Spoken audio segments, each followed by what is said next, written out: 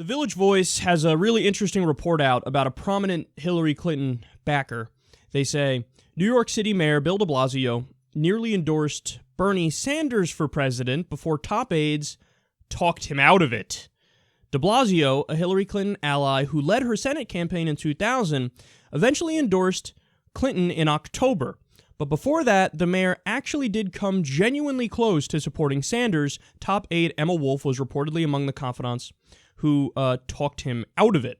De Blasio drew ire from Clinton's campaign and supporters for taking so long to endorse.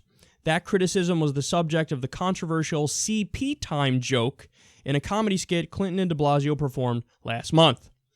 So you guys remember that story. We did it on the show, how, de Blasio said, sorry, I was late to endorse you. I was on CP time. And Hillary says, cautious politician time. Well, they're referring to the fact that he dragged it out before he endorsed her. And apparently Clinton and her campaign, they were like, why the fuck aren't you endorse me? Endorse me! And I believe this story because de Blasio, I was surprised when de Blasio backed Clinton because de Blasio, he ran a super progressive campaign. And he's done some super progressive things as mayor of New York City. So I'm thinking he's ideologically much more in line with Bernie. And so when he endorsed Hillary, I was like, what? I was surprised by it. But then you learn, okay, so he ran her campaign in 2000, and this is a guy who has connections with them. But I was still a little surprised because de Blasio struck me as a much more principled guy than, somebody who would endorse Hillary Clinton.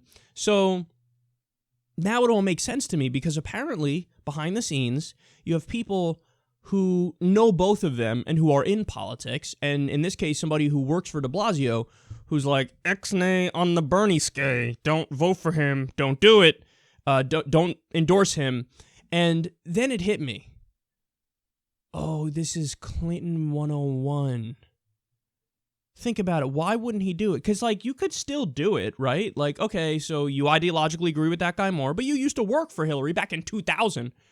You want to do it, but you didn't do it at the last second. Why? The aides told you not to. But why would you listen? Because they probably told him, hey, jackass, you know the way Clinton plays ball. There's going to be carrots and sticks here. You don't think Hillary Clinton has a list? People who've been good to me, people who've been bad to me. And when she gets, endorsements, for example, okay, you're on the good list. So now, if/when, in her mind, I am president, well, now I know. I am returning favors to these people. And you don't think these people are concerned about their futures and concerned about how much money they're going to make and what positions they can get and what kind of prestige they can get? And with de Blasio, I think it was probably a situation where he genuinely feared, who knows what the fuck, Clinton would do if Clinton is president and I didn't endorse her. Could there be, some kind of a cut of subsidies to New York State? Could there be some sort of endorsement of some other Democrat when I run for re-election if she's president? Where Hillary says, I'm going to pick the other person other than you. There are, he's probably fearing for his own ass so much that he thought, even though I want to endorse Bernie, I'm kind of put in a corner. Because the Clintons know how to play fucking cutthroat politics. But the sad fact or reality is with the Clintons, every time they're playing cutthroat politics, it's almost always to screw over the constituents and the people. If Hillary Clinton played this kind of politics to get progressive goals, I'd be her biggest fan. Because you know who she would be if that was the case? LBJ.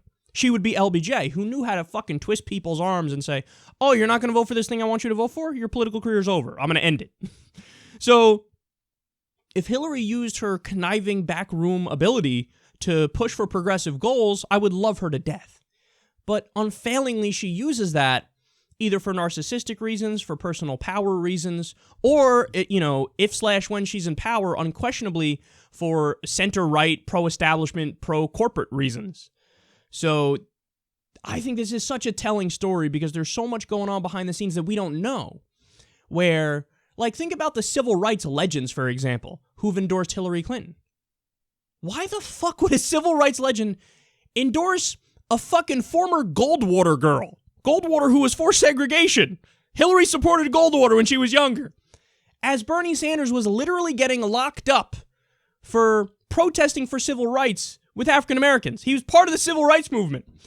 And he's had a better record than Hillary by a mile and a half on race issues and other issues. So why would a civil rights legend pick Hillary? Because there's stuff going on that we don't see. It's not there at face value because it's backroom deals where Hillary and her campaign and her people sit down with the names that they know they need, the endorsements they know they need in order to do well, and they cut some kind of deals.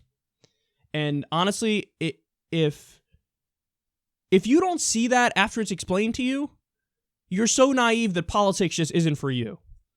Because you have to realize that that's what's going on here. Because there have been people who genuinely, ideologically, and philosophically align much more with Bernie that end up endorsing Hillary.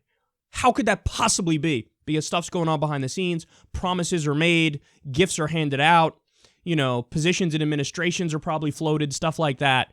And oftentimes people's personal ambition overrides their principles. So, when Hillary talks about how she has so many more endorsements from politicians and people like that than Bernie Sanders, I say, I don't give a fuck. If anything, that's evidence in the other direction that we should dislike you more because it just means you're cutting more backroom deals. And Bernie Sanders, he doesn't have anything to promise these people because he's principled. So he's not going to cut backroom deals. He's going to go up to them and say, oh, my idea is I want Medicare for all. I want to make sure that we stop the greed and recklessness of Wall Street and re-regulate them. And I want universal college. This is my platform. Do you want to endorse me? And people in politics will know a lot of times the response is, but what are you going to do for me?